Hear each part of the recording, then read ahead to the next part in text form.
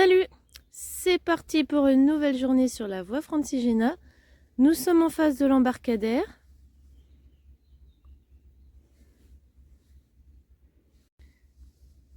Et comme tu peux le voir, en ce moment c'est la pleine lune. Presque 10 km sur la digue, toujours entouré de champs, de fermes, le maïs, le blé, les ballots de paille. Toujours très calme. Bienvenue à Valoria. Salut les chevaux!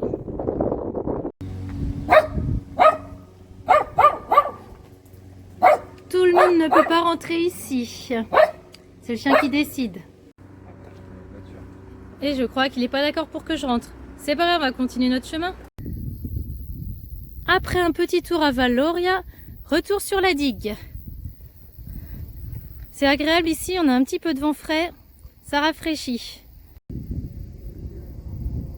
C'est bien sec ici. On voit le maïs.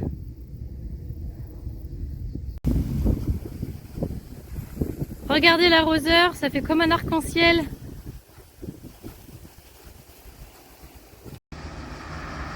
Et là, nous sommes à San Rocco al Porto. D'un côté la route et de l'autre côté la campagne, les champs de maïs. Et nous apercevons au loin Piacenza où on va bientôt arriver.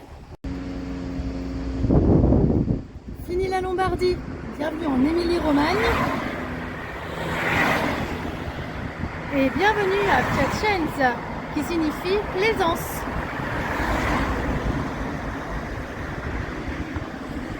On passe sur le pot qui est complètement asséché.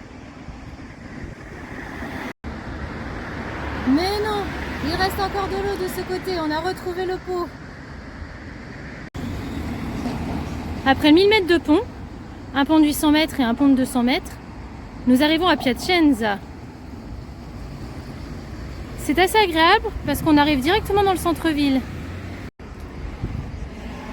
Ce grand bâtiment, c'est le musée du Palais Farnese.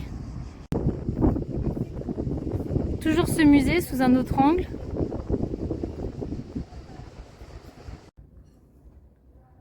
La visite continue. Une porte ancienne qui nous permet d'arriver à la partie ancienne de la ville. L'église San Sisto.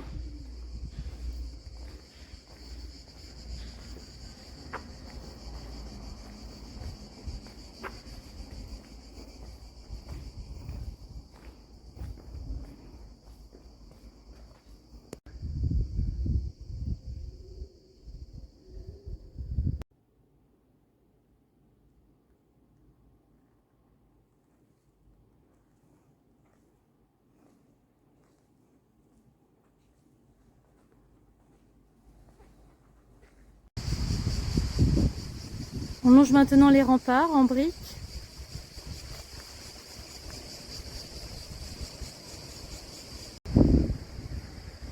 Voici maintenant les remparts de l'extérieur.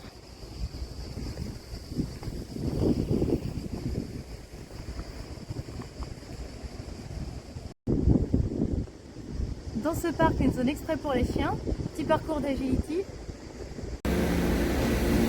Bienvenue sur la place des Cavaliers.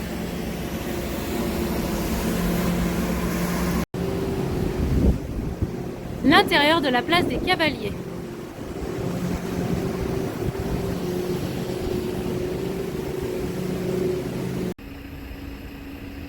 La basilique Saint-Antonino. Et on continue la visite avec la cathédrale qui est fermée pour le moment. La voici maintenant d'un autre angle. Cette statue représente Romulus et Rémus, les jumeaux, recueillis par la Louve. J'espère que la visite de Piacenza t'a plu. Maintenant, nous allons suivre la Via Francigena grâce à ses autocollants et sûrement retourner dans la campagne. Voilà, je voulais aussi vous parler de la gentillesse italienne. On a rencontré quelqu'un qui livrait des bouteilles d'eau dans un bâtiment derrière nous et il nous a donné une petite bouteille chacun. Bien fraîche, ça fait du bien. Après un petit peu de marche sur la route, nous voici à Pontenure.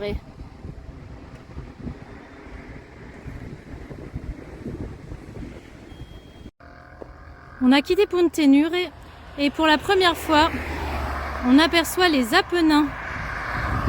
Depuis quelques jours, tout est plat. Eh bien, ça va changer. Et pour la première fois, nous apercevons des champs de tomates. Ça change un peu du maïs. Les voici de plus près. La journée se termine. On dort ici, près du champ de tomates et du cimetière. Alors pourquoi à côté du cimetière? Il y a un bel espace. Dans les cimetières, on trouve forcément de l'eau. Et en Italie, il y a même des toilettes. Voilà, sur ce, je te souhaite une bonne nuit et te dis à demain.